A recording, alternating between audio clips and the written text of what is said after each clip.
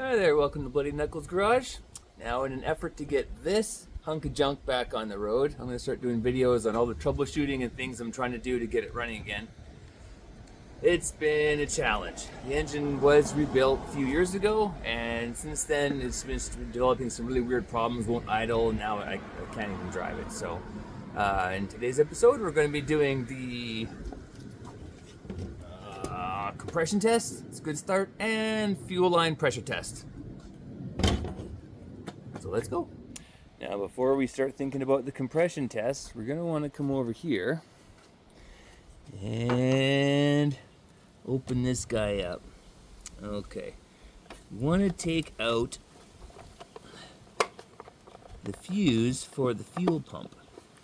Because we don't want this thing turning over if we got... Son of a... There. I believe it's the first one here.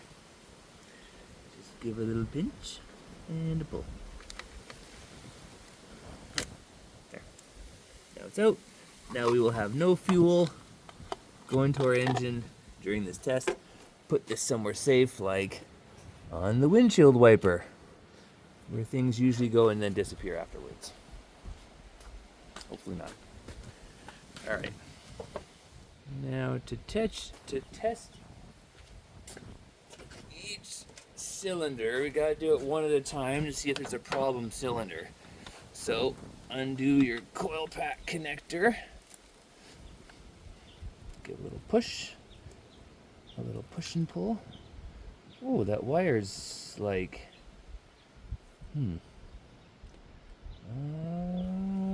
gonna have to look into that too. Okay, pull the coil pack out. Get out of there. Now I tried to fix my problem by swapping injectors. I thought there were some issues there, but that just caused more problems. And I think with how I goofed the injector the first time, it was leaking fuel. I might have hydrolocked and busted something or blown out a piston ring. I don't know. So a good place to start is with the compression test. If you don't got one of these, get it, especially for the Z. They're so far down there. This is a spark plug socket stuck on the extension. Very, very handy. Christ, is far. Okay. Even with the thing on there, still use an extension to get in there.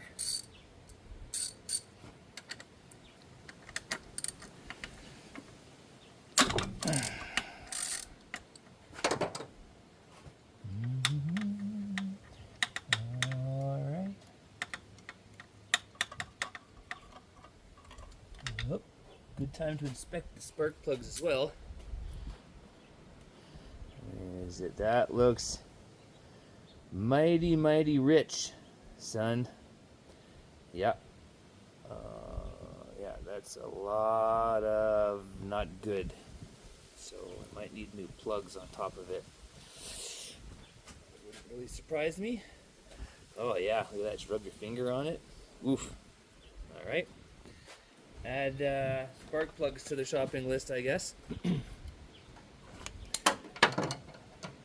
This compression tester just has, basically looks like a spark plug connector here, and then it has your gauge. So you want to, I wish there was an easier way to put this in. So you got a different compression tester. Anyway, I'm going to get it in there and start spinning it around. So it's in where the spark plug goes.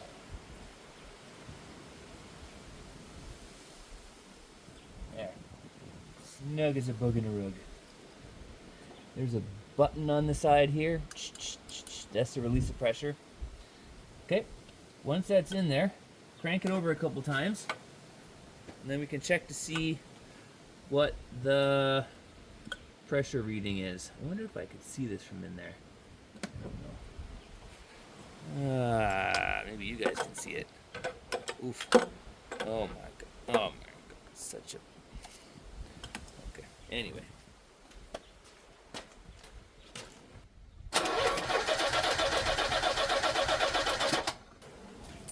All right.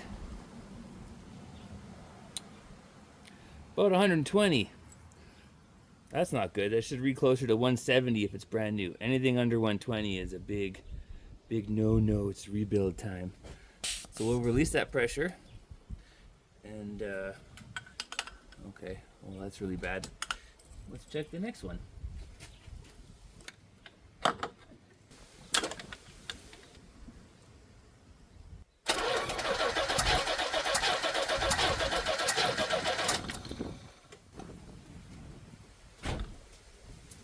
Next one, 122.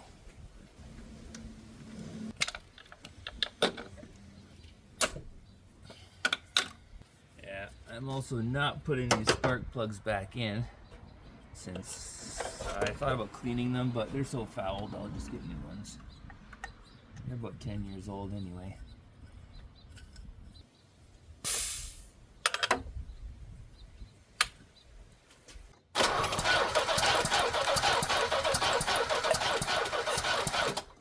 $122.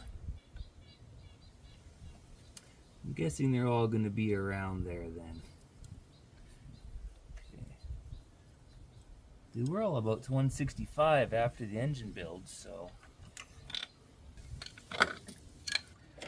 Also, for ease of simplicity, I'm not going to bother with the last two cylinders towards the back of the engine. This one not so bad. That one you got to take off the balance tube. I think we're going to get a pretty good idea of the state of the compression without having to do all six. So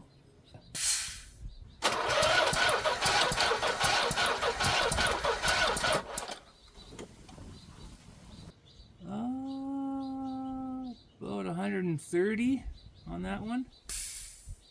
So, all right.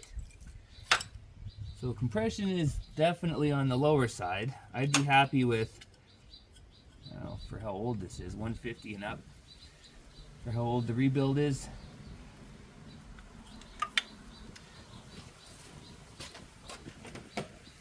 That could be any number of issues. Could be valve related. Could be when there was too much fuel going into the cylinders, the valves got all full of crap. They're not sealing as much, but that would require heads coming off and rebuilding those, so that's fun. Could be piston rings. Okay, so let's move on to the fuel pressure. Shove these in there so no birds make a nest in there, or whatever happens. All right, good enough.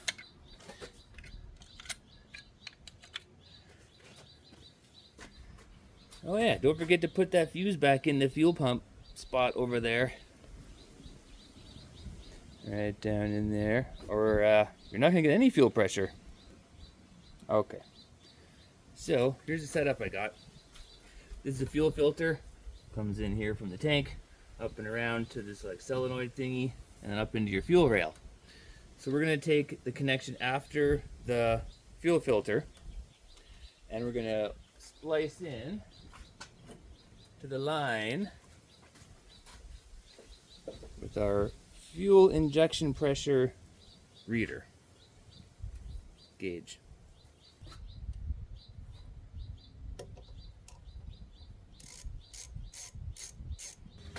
Now, just be prepared, this could make a giant mess.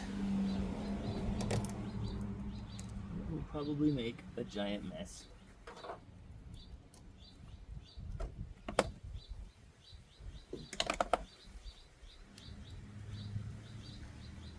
If you're worried, get like an old towel, shove it under there. You can also open your fuel cap to relieve some of the pressure back there. But I've got a paper towel. So I mean, that's probably fine. It's probably okay. Give it a little twisty twist. Crack it loose. Wrap it around there and give a yank. Oh. Smells like gas. Nothing came out though, so that's awesome. Now we can stick this girl on here. Jam it on there.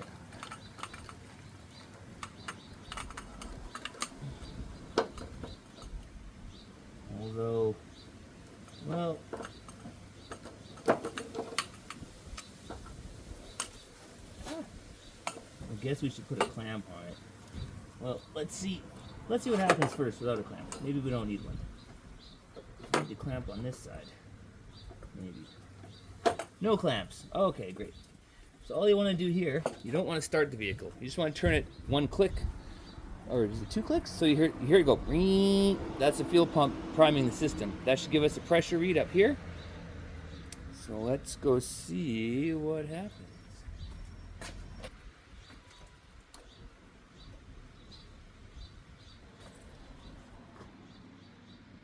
Just a bit under 40 psi, which is spot on for what we need. All right, so we know that our fuel pump is good.